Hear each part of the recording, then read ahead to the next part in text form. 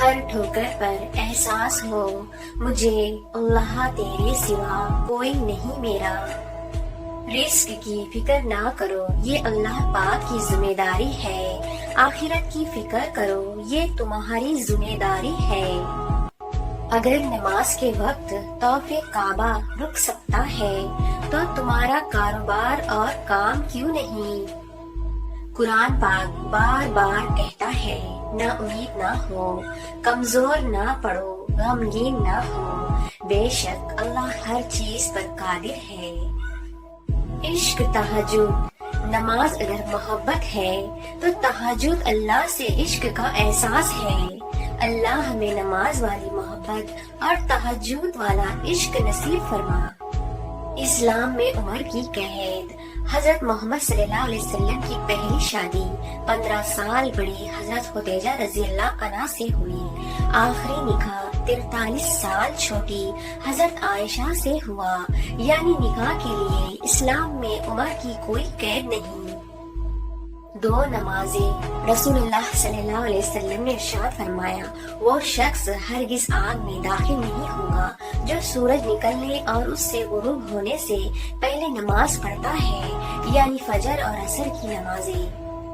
فاطمہ بنت محمد، قیامت والے دن فرشتے اعلان کریں گے کہ نظر جھکا لو، فاطمہ بنت محمد صلی اللہ علیہ وسلم گزرنے لگی ہے۔ حضرت علی رضی اللہ عنہ، اپنا سر اونچا رکھو کہ تم کسی سے نہیں ڈرتے، لیکن اپنی نگاہیں نیچے رکھو تاکہ پتا چلے کہ تم ایک باعزت گھرانے سے تعلق رکھتے ہو۔ سورت یوسف سکھاتی ہے بیماری صحت یابہ ہو جاتی ہے، غم خوشی میں تبدیل ہو جاتا ہے، مشکلیں آسانی میں بدل جاتی ہے، کھوئے ہوئے مل جاتے ہیں، بے شک وہ اللہ کے حکم سے ہے۔ حضرت علی رضی اللہ عنہ نے فرمایا لمبی دوستی کے لیے 2 چیزوں پر عمل کرو۔ نمبر 1، اپنے دوست سے غصے میں بات مت کرو۔ نمبر 2، اپنی دوست کی غصے میں کی ہوئی بات دل پر مت لو۔ سورت یونس، اسی طرف تم سب کو لوٹنا ہے، یہ اللہ کا سچا وعدہ ہے۔ بے شک یہ شیطان ہے جو انسانوں کے درمیان فساد ڈالنے کی کوشش کرتا ہے۔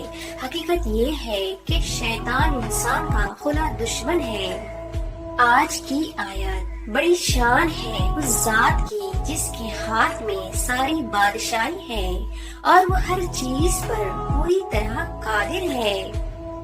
جس شخص نے 70,000 مرتبہ لا الہ الا اللہ پڑھا، اللہ پاک اس کی مغفرت فرما دے گا، اور جس کے لیے یہ پڑھا گیا اس کی بھی مغفرت فرما دے گا۔ میرے لیے اللہ تعالیٰ کافی ہے، جس کے علاوہ کوئی معبود نہیں، اس پر میں نے بھروسہ کیا اور وہ عرش عظیم کا رب ہے۔ وہی تو ہے جس نے تمہیں مٹی سے پیدا کیا، پھر موت کا وقت مقرر کیا۔ آج کی آیت، بے شک جو لوگ بغیر دیکھے اپنے رب سے ڈرتے ہیں ان کے لیے بخشش اور بڑا ثواب ہے۔ تمہارا رب، جب تمہیں لگے کہ تمہارا کوئی نہیں ہے تو آسمان کی طرف دیکھنا، وہاں وہ ہے جو ہمیشہ سے تمہارا تھا اور ہمیشہ رہے گا۔ رہ نہ پاؤ گے، کبھی بھلا کر دیکھ لو، یقین نہیں آتا تو آزما کر دیکھ لو، ہر جگہ محسوس ہوگی ہماری ہی کمی، اپنی محفل کو کتنا بھی سجا کر دیکھ لو۔